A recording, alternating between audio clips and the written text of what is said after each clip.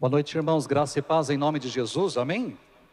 Que bom que estamos aqui juntos nesse segundo domingo de 2026 e podemos celebrar ao Senhor juntos. Para quem não me conhece, meu nome é Wagner, fui pastor aqui nessa igreja entre 2009 e 2011.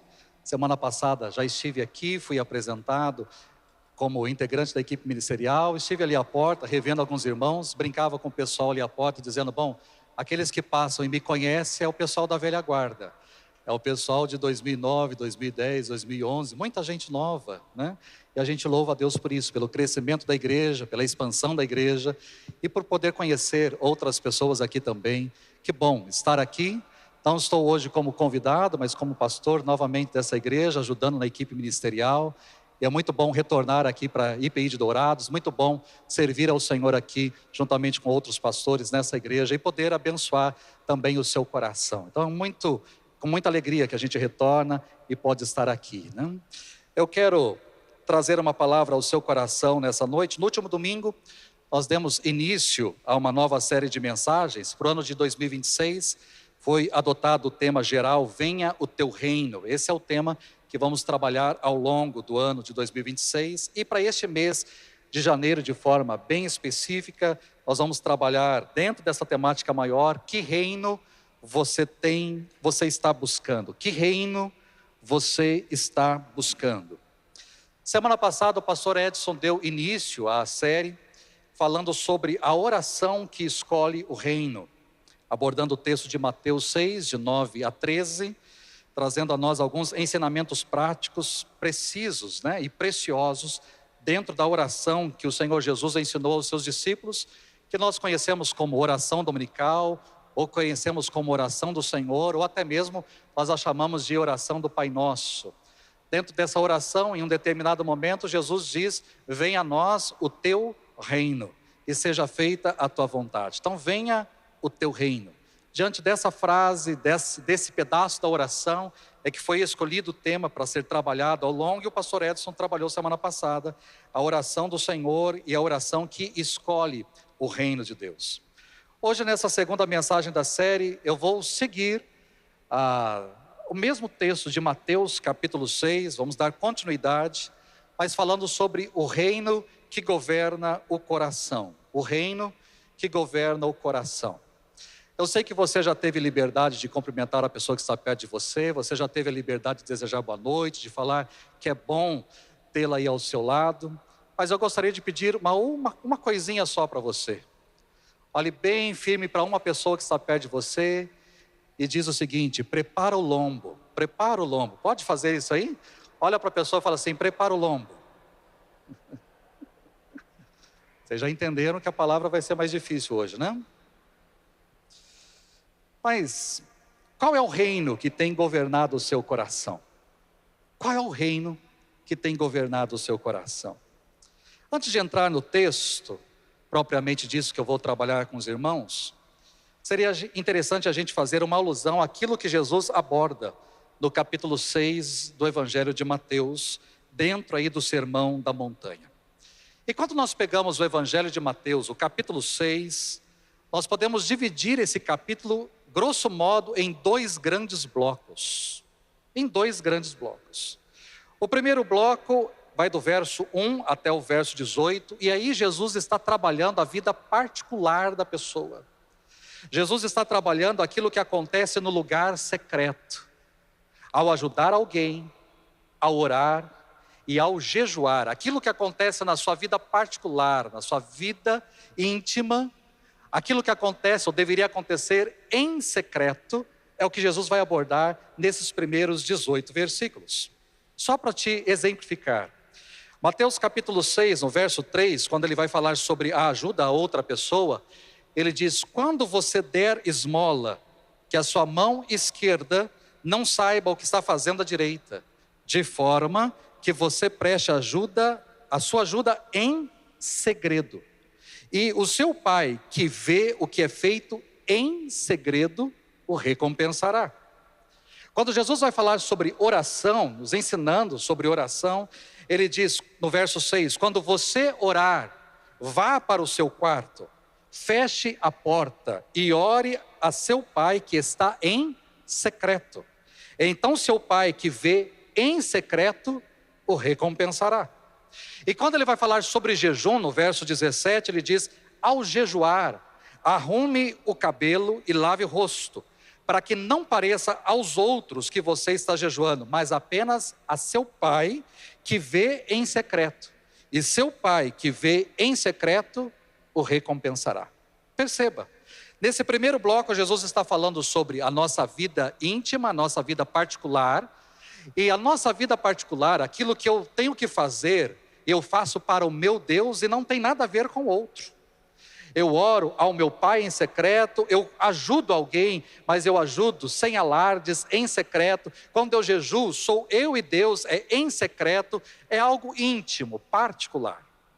Mas no segundo bloco, que vai do verso 19 até o verso 34, Jesus trata dos nossos negócios públicos, daquilo que acontece diante das pessoas, aquilo que eu faço diante do mundo, a maneira como eu me comporto, a maneira como eu ajo, como eu me porto diante das coisas do mundo. E aqui ele vai falar de questões que envolvem dinheiro, que envolvem propriedade, bens, que envolvem inclusive aquilo que nós comemos, aquilo que bebemos, aquilo que vestimos, sobre a nossa ansiedade, sobre a nossa ambição. O que eu acho interessante nesse texto, Mateus capítulo 6, é que para Jesus tanto faz a sua vida particular, a sua vida íntima, ou a sua vida pública. Tanto faz aquilo que você faz em secreto para o Pai, ou aquilo que você faz diante das pessoas, diante dos homens. Para Jesus, o Pai está igualmente preocupado com as duas áreas da nossa vida, tanto a particular quanto a pública. E além disso, o que nós recebemos de Jesus nesse texto é o convite para sermos diferentes. Diferentes da cultura que nós estamos, diferentes do mundo que nos envolve, em ambas as esferas. Vou voltar novamente ao texto aqui para exemplificar para você. Na esfera particular, ou na esfera religiosa, até mesmo podemos dizer, Jesus nos convida a sermos diferentes dos religiosos, que ele vai chamar aqui no texto de hipócritas. Quando ele fala, por exemplo, sobre ajudar as outras pessoas, no verso de número 2, Jesus diz assim: quando você der esmola, não anuncie isso com trombetas, como fazem os hipócritas nas sinagogas e nas ruas, a fim de serem honrados pelos outros. Essa é uma preocupação que a gente tem que ter. Eu posso ajudar? Posso. Devo ajudar? Devo. Mas preciso fazer propaganda daquilo que eu estou fazendo? Às vezes eu vejo algumas coisas na internet, alguns influencers que ajudam, que dão dinheiro, que fazem isso, aquilo, mas é muito mais para a promoção do seu canal, para a promoção da sua vida, do que para a ajuda da outra pessoa. Eu estou ajudando, mas eu preciso alardear para todo mundo. É sobre isso que Jesus está tratando aqui, no verso 2. Não sejam como os hipócritas, que querem ser honrados pelas outras pessoas.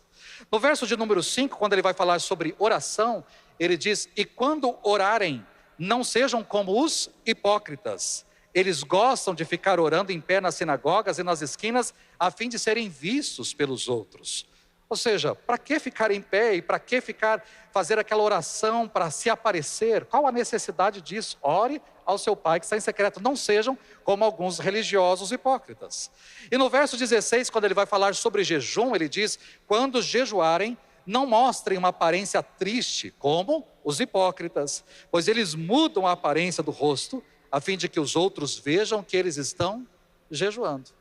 Então repare, nesse primeiro bloco, dentro da esfera particular ou religiosa, Jesus nos convida a sermos diferentes dos religiosos, que não passam de hipócritas, porque o que eles querem é aplauso, o que eles querem é reconhecimento, o que eles querem é ser honrados pelas pessoas. E existem, infelizmente, muitas pessoas que são assim. Pessoas que jejuam e ficam com aquela cara, com aquele semblante, para falar: está acontecendo alguma coisa? Ah, não, eu estou em jejum. Ele quer se aparecer, ele quer honra, ele quer mostrar a sua espiritualidade, coisa que a Bíblia condena, que Jesus está condenando aqui. Não há necessidade disso, não faça assim. Mas o segundo bloco, na esfera pública ou na esfera secular, Jesus também nos convida a sermos diferentes, mas agora a sermos diferentes dos irreligiosos, a sermos diferentes dos pagãos, a sermos diferentes daqueles que não têm Deus, que não têm religião, dos gentios. E onde eu percebo isso? Quando ele lê lá no verso 31, nós podemos ler: não se preocupem, dizendo, que vamos comer, que vamos beber, ou que vamos vestir, pois os pagãos é que correm atrás dessas coisas, mas o Pai Celestial sabe que vocês precisam delas. Ou seja, existe um mundo ao nosso redor de pessoas que não conhecem a Deus, pessoas que não temem a Deus, pessoas que não servem a Deus, e pessoas que vivem esse materialismo e que vivem essa influência de fora, e eles estão vivendo a sua vida atrás dessas coisas, e eles estão preocupados com o amanhã, o que vão comer, o que vão beber, o que vão vestir. É a preocupação com o dia de amanhã, com as coisas de amanhã. Jesus está dizendo: não vivam na esfera pública, diante das pessoas, no seu serviço, na sua rentabilidade, nas suas coisas. Não fiquem preocupados com isso, porque o Pai sabe de tudo aquilo que vocês estão precisando. Então não vivam como os irreligiosos, como os pagãos, como os gentios, que vivenciam esse materialismo e que buscam essas coisas materiais. Na mensagem de hoje, eu não vou falar sobre o primeiro bloco, sobre a vida particular, sobre a nossa vida íntima, sobre a nossa vida religiosa. Eu vou me deter, a minha ênfase será no segundo bloco, sobre a nossa vida pública, sobre a nossa vida secular. E nesse bloco, Jesus nos coloca algumas alternativas em cada estágio. E quais são as alternativas que Jesus nos apresenta? Ele nos apresenta 2 tesouros, um tesouro na terra e um tesouro no céu. Ele nos apresenta 2 tipos de visão, trevas e luz. Nos apresenta 2 senhores, o dinheiro e Deus. E também 2 preocupações, as coisas do mundo e as coisas referentes ao reino de Deus, concernentes ao reino de Deus. Dentro dessas 4 divisões, eu vou trabalhar com você nessa noite apenas 3, as 3 primeiras, sobre os 2 tesouros, os 2 tipos de visão e os 2 senhores. Essa última parte, sobre as 2 preocupações ou 2 prioridades, pastor Jordache irá trabalhar com os irmãos numa próxima mensagem. Mas eu quero me deter com você, como um bom pastor presbiteriano, nesses 3 primeiros pontos, e que você deixe o Espírito Santo trabalhar a sua vida, falar ao seu coração aquilo que Ele quer falar e moldar aquilo que precisa ser moldado na sua vida. Diante das alternativas de Jesus, o que vamos escolher? E aí Jesus vai trazer para nós possibilidades. A primeira coisa que nós podemos aprender aqui nesse texto é: onde está o seu tesouro? Onde está o seu tesouro? Capítulo 6 de Mateus, verso 19, nos diz assim: não acumulem para vocês tesouros na terra, onde a traça e a ferrugem destrói, e onde os ladrões arrombam e furtam. Mas acumulem para vocês tesouros nos céus, onde a traça e a ferrugem não destroem, e onde os ladrões não arrombam nem furtam. Pois onde estiver o seu tesouro, aí também está o seu coração. A primeira alternativa que Jesus nos traz é sobre 2 tesouros. Ao trazer esse tema, primeiro Jesus nos dirige a atenção sobre a durabilidade desses tesouros. Jesus compara os 2 e pede para nós decidirmos com qual tesouro nós queremos ficar, ou melhor, em qual tesouro nós queremos investir, qual tesouro nós queremos ajuntar. Os tesouros da terra são corruptíveis, são inseguros, podem ser perdidos, roubados, deteriorados. Já os tesouros no céu, não. São eternos, são incorruptíveis, são seguros. Ao fazer essa proposta, Jesus espera que nós queiramos aquilo que dure mais tempo. Apesar do mundo de hoje, as coisas serem feitas para durar pouco ou quase nada, são descartáveis. Muitas coisas que nós compramos hoje não têm a durabilidade das coisas que existiam antigamente. Compramos hoje para jogar fora daqui a 2, 3 anos no máximo. Infelizmente, é um mundo do descartável. Mas aqui Jesus está trabalhando a durabilidade e dizendo para nós que existem 2 tesouros, um dura, mas o outro não. Um é permanente, mas o outro não. E quando eu estava lendo esse texto, me veio à mente a possibilidade, por exemplo, de ir ao banco, ter ali um dinheiro disponível, sei lá, você pode colocar a quantia que você quiser, 50 mil, 100 mil, 200 mil. Eu tenho uma quantia para aplicar. E vou conversar com o gerente para perguntar para o gerente lá do banco, da minha agência, olha, onde eu devo aplicar esse dinheiro? O que você me orienta a aplicar? E ele diz assim para mim, ou diz assim para você, olha, esse valor você pode aplicar nesse aqui, nessa conta. Ela vai dar tal rentabilidade, ela é segura, ela é protegida por lei, ninguém pode tocar, ninguém pode mexer, você vai ter um bom retorno, não há nenhum motivo de preocupação. Se você ainda mantiver esse dinheiro 2, 3, 4, 5 anos aqui, vai dar uma rentabilidade ainda maior, você vai ter muito bom resultado lá na frente. Mas o gerente pode dizer também, mas existe essa outra aplicação. É uma aplicação de alto risco, porque envolve bolsa de valores. Você pode aplicar esse valor e ele pode te dar uma rentabilidade ainda maior. Você pode, aplica 50, daqui a pouco você pode ter 100, você pode ter 150. Ou seja, há uma rentabilidade maior, mas há um risco maior também. E você pode aplicar e perder absolutamente tudo, porque não é um negócio seguro. Hoje você pode ter esse dinheiro e aplicar esse dinheiro e lá na frente colher muita coisa, mas ao mesmo tempo você pode perder absolutamente tudo isso que você aplicou. Se o gerente conversasse com você nessa direção e fizesse essa proposta, em qual investimento você colocaria o seu dinheiro? A não ser que você tenha muito para perder e tenha muito dinheiro em algum lugar, você fala, não, perder 50 mil, perder 100 mil, perder 200 mil, isso para mim não é nada. A não ser que você tenha muito dinheiro. Caso contrário, você com certeza vai pensar em qual investimento entrar, tomar a melhor decisão possível para não perder dinheiro, porque talvez aquilo seja tudo que você tem. É exatamente isso que Jesus está dizendo aqui. Você pode juntar tesouros, deve juntar tesouros, mas aonde você está juntando o seu tesouro? Um tesouro que pode perder, ser perdido, ou um tesouro que é eterno? Um tesouro que a traça, a ferrugem corrói, ou um tesouro onde traça e ferrugem não destroem? Um tesouro que ladrão não arromba e não furta, ou um tesouro onde o ladrão pode entrar a qualquer momento e retirar isso de você? Ou seja, aonde você tem investido, qual é o seu tesouro? Você pode investir nos tesouros da terra.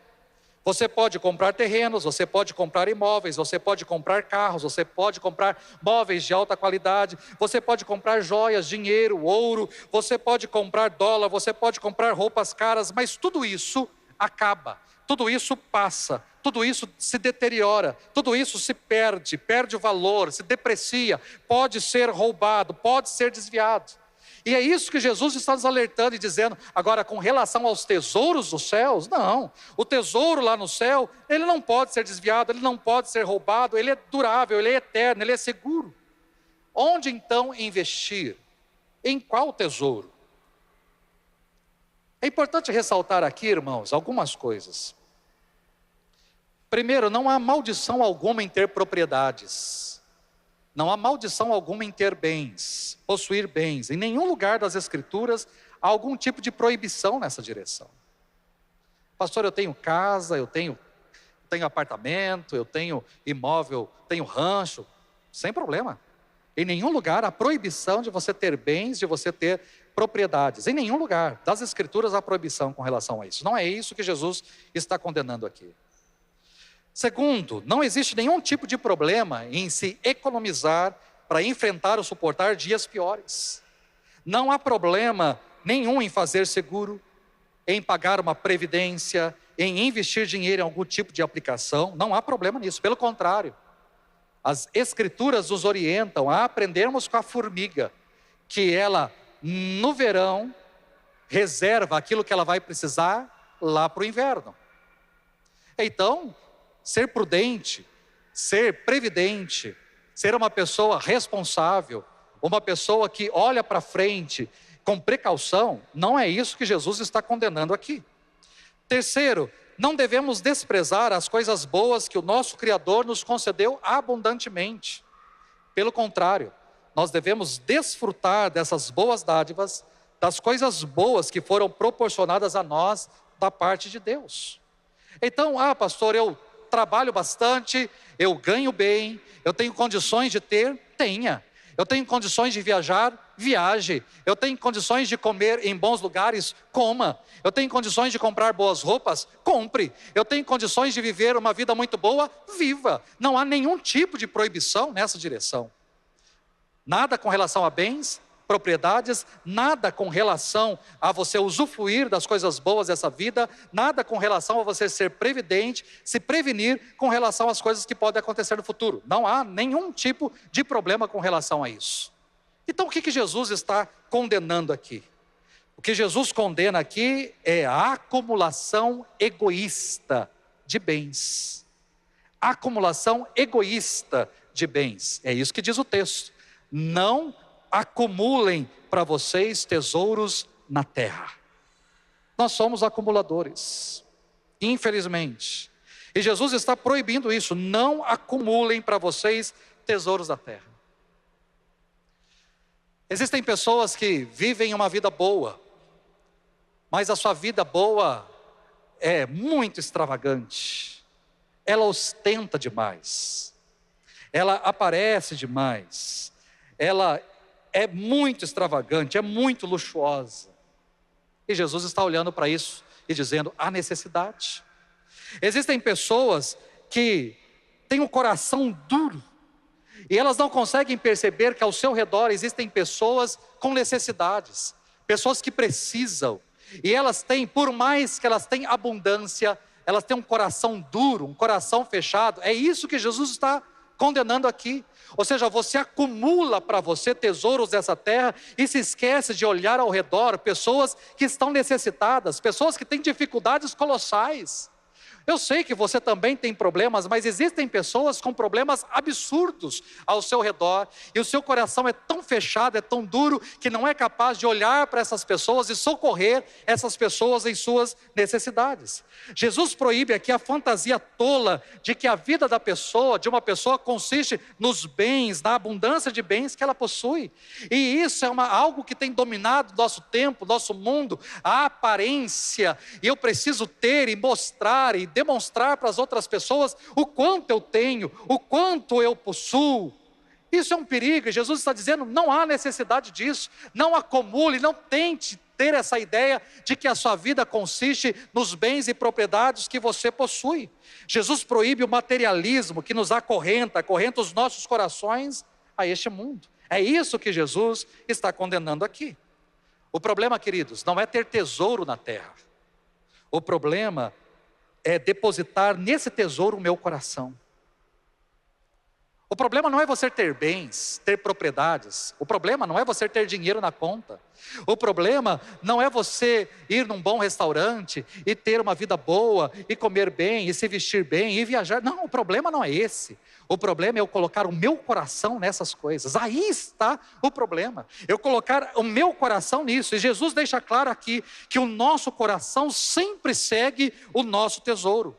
Acumular tesouros sobre a terra não significa ser previdente, fazer ajuizada provisões para o futuro, mas significa ser ganancioso, como um sovina que acumula, ou como materialista que sempre quer mais. É essa a armadilha que Jesus tenta prevenir aqui. Mas pastor, qual é a orientação de Jesus? O que ele nos sugere? Ajuntar tesouros no céu. Mas o que significa juntar tesouros no céu? Não significa fazer coisas boas aqui, achando que lá no céu eu vou ter um depósito bancário, e que lá no céu eu vou poder sacar e me apropriar da... Não é, absolutamente não tem nada a ver isso. Mas acumular tesouros no céu significa viver aqui princípios e valores que vão refletir lá. Ajuntar tesouros no céu é entender que aquilo que eu faço aqui, eu posso colher lá. Alguns dias atrás eu passei por uma experiência bem interessante. Fui a uma loja de tintas para comprar tintas para minha casa, para entregá-la pintada. Mas ali naquela loja tinha uma moça. E eu não a vi, eu entrei rapidamente na loja, uma loja grande, entrei rapidamente para comprar e sair. Normalmente eu compro tudo pelo WhatsApp, eu só vou lá para retirar ou só para acertar, coisa bem rápida. Mas nessa loja tinha uma moça que há alguns anos atrás, há 5 anos atrás, eu fiz o casamento deles. Eu só vi esse casal no dia do casamento. Eles tinham acabado de perder uma criança, eles já eram casados no civil, perderam um bebê, e eles entenderam, naquele momento de dor, de luto, eles entenderam que eles deveriam regularizar a situação e eles queriam uma bênção matrimonial. Mas não queriam fazer uma festa, não queriam fazer nada, eles queriam que num culto, num momento de um culto, em algum momento simples, ou até mesmo após o culto, eu pudesse simplesmente orar pelas alianças, orar pela vida deles e abençoar o casamento deles. É só isso que eles queriam. Eles entraram em contato com um casal da igreja, perguntando se eu, como pastor deles, poderia fazer isso. Eu falei, posso, não os conheço, não sei quem são, mas eu posso atendê-los, posso fazer no culto, inclusive, sem problema nenhum. Assim como foi apresentado um bebê aqui, o Gael aqui, simples.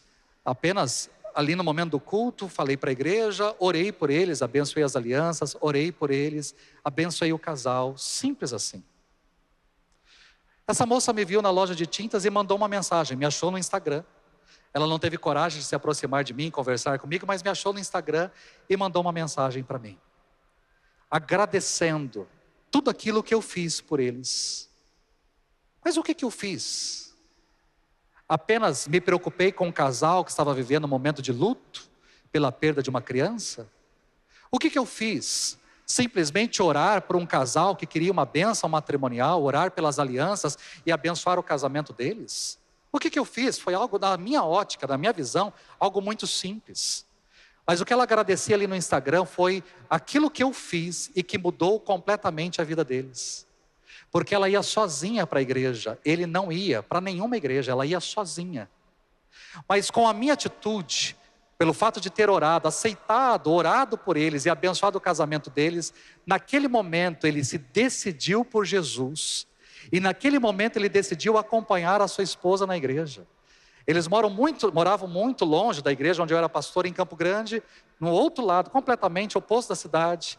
E eles começaram a frequentar uma igreja. A igreja que ela frequentava, eles começaram a frequentar. E o motivo dela me mandar a mensagem foi para dizer isso: pastor, eu quero te agradecer, porque através da sua vida, através da sua oração, através da sua atitude em nos atender e nos abençoar, o meu marido entregou a sua vida para Jesus. Hoje nós estamos firmes, servindo ao Senhor, estamos na igreja, temos uma filha, fomos abençoados, a nossa filha serve também na igreja, está conosco, ela participa do ministério infantil, a nossa casa é uma bênção e nós queremos agradecer ao Senhor.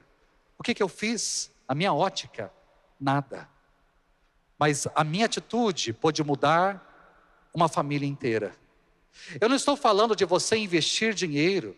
Eu não estou falando de você investir. Não, eu estou falando daquilo que você faz de forma simples. Um sorriso, um cumprimento, um abraço, um telefonema, uma mensagem, algo que você demonstra preocupação. Eu não vi tal pessoa na igreja, manda uma mensagem, eu estou preocupado com você, está tudo bem, a pessoa está doente, eu fui visitar, a pessoa está lá passando por um momento de crise, eu me preocupei com ela, vi uma pessoa orando aqui na igreja, sento do lado dela, pergunto se está tudo bem, ou seja, atitude simples, que você pode falar, o que isso vai resultar? Isso pode resultar muita coisa lá na frente. Eu estou fazendo aqui na terra, mas algo que eu posso colher lá no céu. Porque a minha atitude, esse meu comportamento, o olhar, o abraçar, o orar, o falar, o mandar uma mensagem, pode mudar completamente a vida de uma pessoa. Então ajunte tesouros. Quer ajuntar aqui na terra? Saiba que aqui na terra, tudo aquilo que você juntar, inclusive, não só a traça, a ferrugem corrói, não só o ladrão pode entrar e roubar, mas tudo aquilo que você junta aqui nessa terra vai ficar aqui nessa terra. Você não vai levar nada, mas você pode juntar tesouros no céu, fazendo diferença na vida de pessoas, tendo atitudes que mudem vida de pessoas ao seu redor. Então, invista naquilo que pode ser colhido lá. Onde você quer ajuntar tesouros? Onde está o seu coração? A segunda alternativa que Jesus nos apresenta aqui é sobre o nosso olhar. Onde estão os seus olhos? Onde estão os seus olhos? No verso de número 22, diz o seguinte, 22 e 23, os olhos são a candeia do corpo. Se os seus olhos forem bons, todo o seu corpo será cheio de luz. Mas se os seus olhos forem maus, todo o seu corpo será cheio de trevas. Portanto, se a luz que está dentro de você são trevas, que tremendas trevas são. O contraste agora não é sobre dois tipos de tesouro, mas dois tipos de pessoas. E aqui entre uma pessoa cega e uma pessoa que enxerga. E consequentemente entre as trevas ou a escuridão em que essa pessoa cega vive e a luz em que a pessoa que enxerga vive.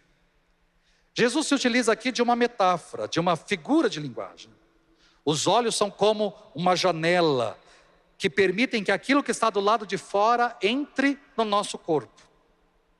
Quase tudo que nós fazemos com o corpo, quase tudo, depende de nossa capacidade de ver. Precisamos ver para correr, para pedalar, para pular, para dirigir, para atravessar uma rua, para cozinhar, para bordar, para pintar. Ou seja, o olho, pelo que ele é, ele ilumina aquilo que o meu corpo faz. É verdade que os cegos conseguem enfrentar muito bem a sua situação, aprendendo uma porção de coisas, sem a sua visão, sem conseguir enxergar, desenvolvendo as demais faculdades, desenvolvendo as demais áreas do corpo para poder conseguir viver, sobreviver. Mas o princípio continua, quem vê anda na luz, enquanto o cego anda na escuridão, anda nas trevas. E a grande diferença entre a luz e as trevas do corpo deve-se a esse pequenino órgão que aí está, que é o nosso olho. Aqui no Sermão da Montanha, Jesus passa da importância de ter o coração no lugar certo, para a importância de ter o olho, o olhar no lugar certo. Um olhar sadio. O que Jesus está nos trazendo aqui é que os nossos olhos, ou a forma como nós olhamos, afeta a nossa forma de viver. E aí entra aquilo que nós chamamos ganância. Uma das coisas, ganância. A ganância, a nossa ganância afeta toda a nossa vida. E o que nós gananciamos? Aquilo que vemos. Você passa a desejar, a querer aquilo que os seus olhos viram. Aquilo que fixamos o nosso olhar. E consequentemente o nosso coração. Nós vivemos num mundo, irmãos, completamente visual, excessivamente visual, um mundo atrativo, um mundo que nos consome, um mundo que nos atrai pelos olhos, um mundo que nos enreda, que nos convida não a sermos melhores, mas a termos e ostentarmos cada vez mais. Um mundo onde medimos e onde somos medidos.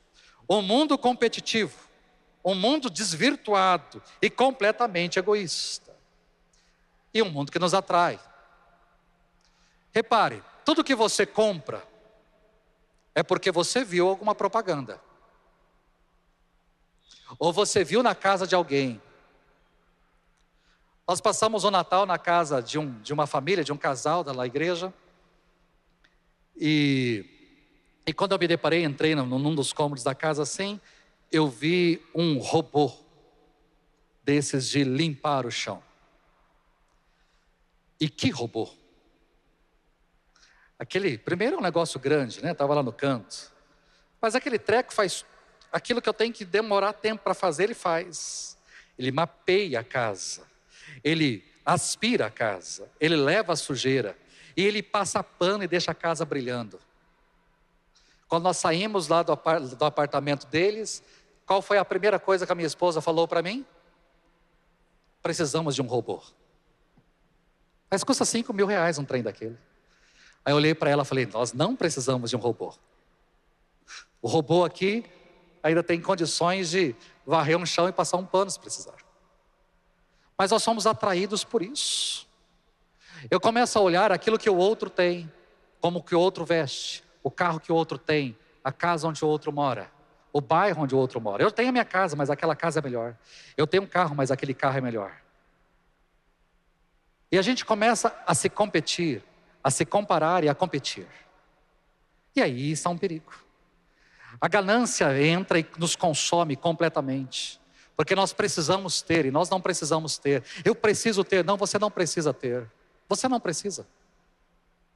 Você não precisa. Mas o mundo diz para você, você precisa. As propagandas dizem, você precisa. Lá, quando você está correndo no Instagram, aparece a propaganda dizendo que você precisa.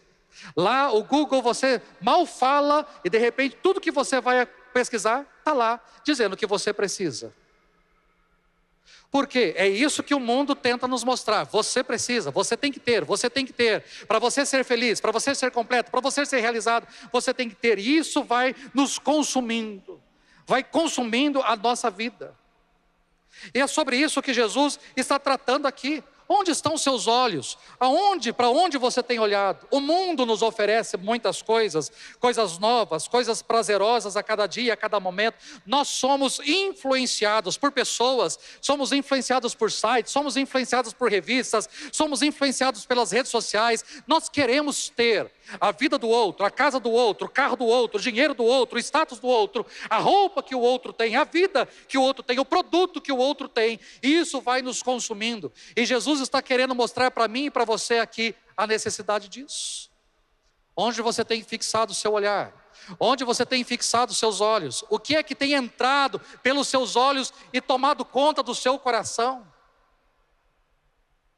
Será que nós gastamos mais tempo olhando para as redes sociais e para a internet e aquilo que ela nos oferece, para a TV e aquilo que ela nos oferece, ou temos muito mais olhado para a palavra de Deus e dito, é isso que eu quero, é isso que eu preciso, é isso que é para a minha vida, ou será que eu tenho deixado dominar pelas coisas deste mundo? Isso, irmão, sem falar sobre coisas que nos levam ainda mais que a ganância a outros pecados. Eu nem estou entrando no mérito aqui. Porque entra por aqui, ó. Eu estou lá no meu trabalho, de repente, uma moça nova começa a trabalhar ali. Roupas bonitas, se veste bem, ela é bonita, ela é simpática, ela é atraente, ó, olhar. Ela é uma versão muito melhor do que eu tenho lá em casa. Ela é atenciosa, ela faz tudo aquilo que eu peço, e sem reclamar. Ela não me dá ordens. Eu estou sendo atraído. Cuidado com isso. Isso sem falar, por exemplo, de pornografia. Os aqui, lá do passado, dos 50 a mais aí, nós tínhamos que ir em banca para comprar uma revista acima de 18 anos. Tinha que enfrentar, ter a cara de pau de ir lá comprar. Hoje, toda a pornografia está disponível na palma das nossas mãos. Os nossos filhos têm isso no celular. Os nossos jovens adolescentes estão tendo acesso a isso no celular. Não preciso enfrentar, não preciso ir na banca, não preciso comprar, não preciso nem pagar. É de graça aqui no celular. E isso entra.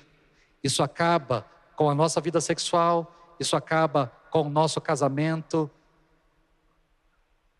Pelo olhar. E Jesus está dizendo o seguinte: para onde você está olhando? Onde você tem fixado o seu olhar? Para onde você tem olhado? O que é que tem entrado e dominado a sua vida? O que é que tem reinado em seu coração? Mas por fim, a última pergunta que a gente tem que responder de Jesus é: quem é Senhor sobre a sua vida? Quem é o seu Senhor? Quem é o seu Senhor? No verso 24, para a gente concluir a mensagem de hoje, Jesus diz o seguinte: ninguém pode servir a dois senhores, pois odiará um e amará o outro, ou se dedicará a um e desprezará o outro. Vocês não podem servir a Deus e ao dinheiro. Além da escolha entre dois tesouros e da escolha entre duas visões, Jesus nos traz uma terceira escolha, que por sinal é ainda mais básica: a escolha entre dois senhores. Em outras palavras, Jesus está nos questionando: onde vamos ajuntar o nosso tesouro? Onde vamos fixar o nosso olhar e o nosso coração? E por fim, a quem vamos servir? A quem vamos servir? Nesse versículo, Jesus se utiliza da palavra mamon, uma palavra de origem aramaica, que significa dinheiro, riqueza, bens, propriedades. Mamon. Mamon representa a busca por segurança e a satisfação no dinheiro e nas posses, em vez de Deus. Dinheiro, riqueza, bens materiais são personificados e apresentados como um Senhor a quem alguém pode servir e amar, e desta forma comprometer o coração e o serviço de quem as possui.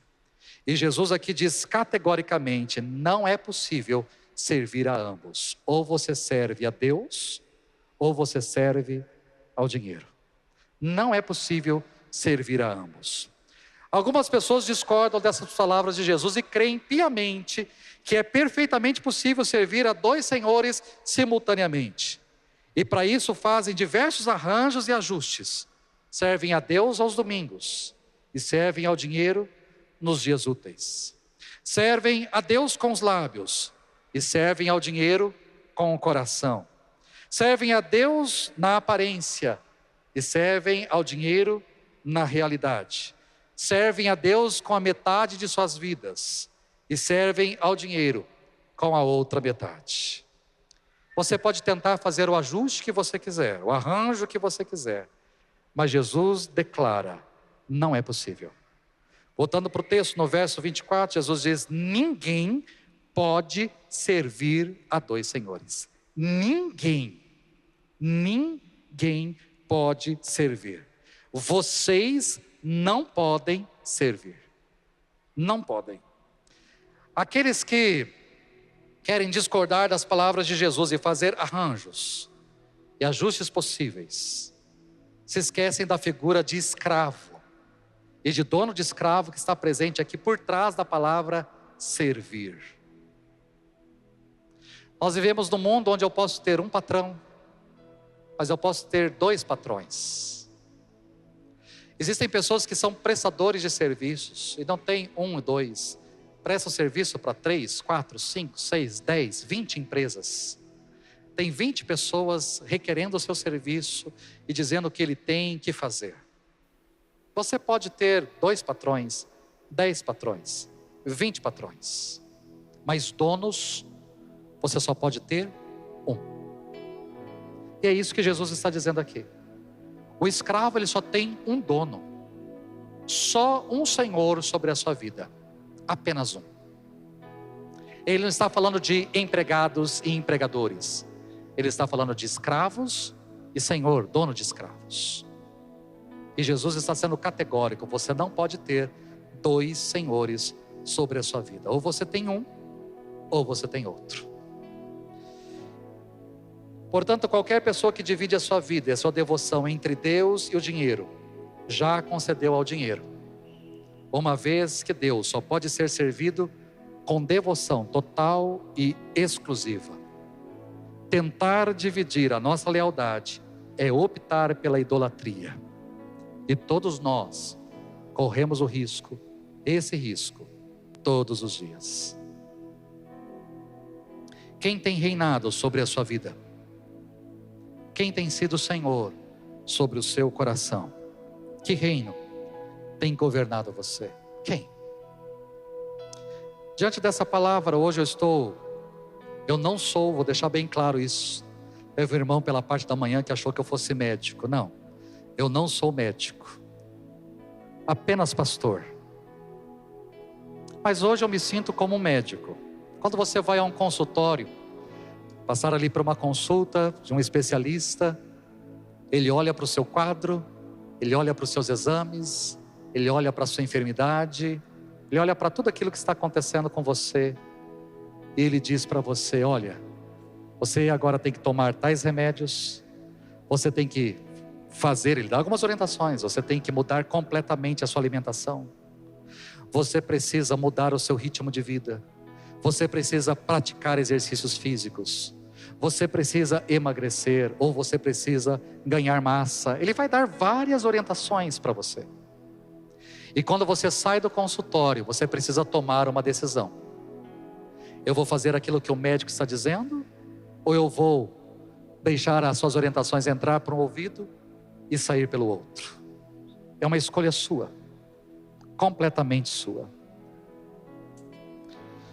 Hoje, como pastor, eu também trago recomendações para você ou não? O Senhor Jesus nos traz. E quais são as recomendações dele? Não se preocupe com os tesouros daqui da terra. Não deixe o materialismo dominar você. Preocupe-se em ajuntar tesouros do céu, em fazer coisas aqui que vão repercutir eternamente. Cuidado, segunda orientação, cuidado com o que você está vendo e com o que você está deixando dominar a sua vida. Tenha ambição, mas não seja ganancioso. Tenha ambição, mas não seja ganancioso. Deseje coisas boas, mas não deixe esse mundo te influenciar e desviar o seu olhar. Terceira recomendação: dinheiro é importante. Dinheiro é necessário para a nossa sobrevivência e existência. Tenha dinheiro, mas não permita que o dinheiro tenha você. Tenha dinheiro, mas não permita que o dinheiro tenha a você. Que o dinheiro te sirva, mas não seja escravo do dinheiro. Sirva ao Senhor, dependa do Senhor, esteja debaixo do poderio do Senhor. Não se renda, não se entregue ao dinheiro e ao consumo exacerbado que existe neste mundo. O que você vai fazer diante desses conselhos é uma decisão sua. As orientações eu estou trazendo. A palavra, eu disse no princípio, não seria uma palavra fácil. É uma palavra difícil, dura, mas uma palavra necessária, que nos faz refletir, pensar: que vida que eu estou levando aqui neste mundo? Hoje, não sei por que apareceu para mim a notícia de um velório de uma pessoa que eu nunca vi. Dono de um mercado que não está nem nessa região do país, e nem numa região que eu morei, lá do Nordeste. Novo, jovem, entrei para ver o mercado, a rede de mercados que ele tinha. Uma grande rede, numa boa cidade. Construiu um império, mas morreu jovem. Deixou tudo aqui. Agora a família vai ter que administrar. Ele não está mais presente. A gente nunca sabe o dia de amanhã. Você está juntando tesouros aqui na terra? Não deveria ser essa a sua preocupação. Você está preocupado em ter coisas e essas coisas têm dominado a sua vida? Não deveria ser essa a sua preocupação. Você por acaso tem deixado o dinheiro ser senhor sobre você? Cuidado, não tem como servir a dois senhores. Diante disso, tome a melhor decisão. E eu espero que você faça a escolha certa. E que dentre as resoluções para 2026, você tome a resolução de deixar o Senhor Jesus governar a sua vida, reinar sobre a sua vida. É assim que eu oro, em nome de Jesus. Vamos ficar em pé? Vamos cantar essa canção e deixe o Senhor ministrar ao seu coração tudo aquilo que você ouviu nessa noite. Deixe o Senhor ministrar a sua vida.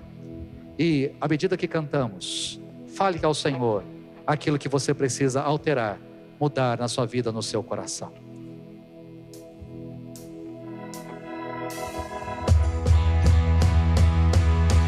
Me humilhar diante do teu altar e sacrificar aquilo que me custar. Tu inclinarás os teus ouvidos ao meu clamor. Mas vale um dia no centro do teu querer que toda a vida sem jamais te conhecer. Tu és minha fonte, minha colheita, minha herança.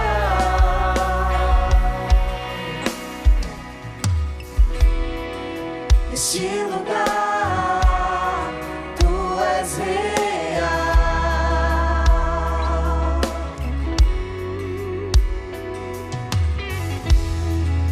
Vou me entregar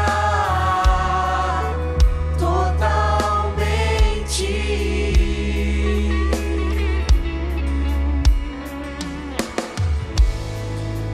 Teu toque abriu os olhos do meu coração.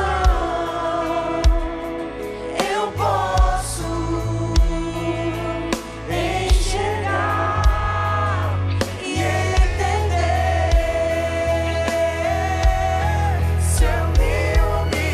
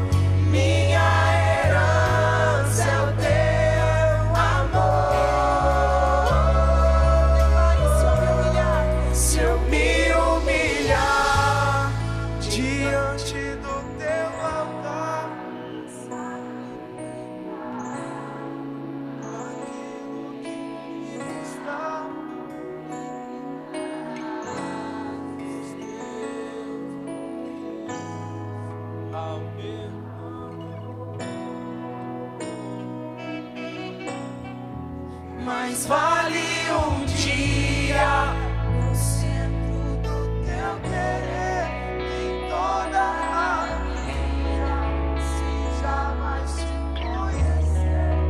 Tu és minha fonte, minha colheita, minha herança.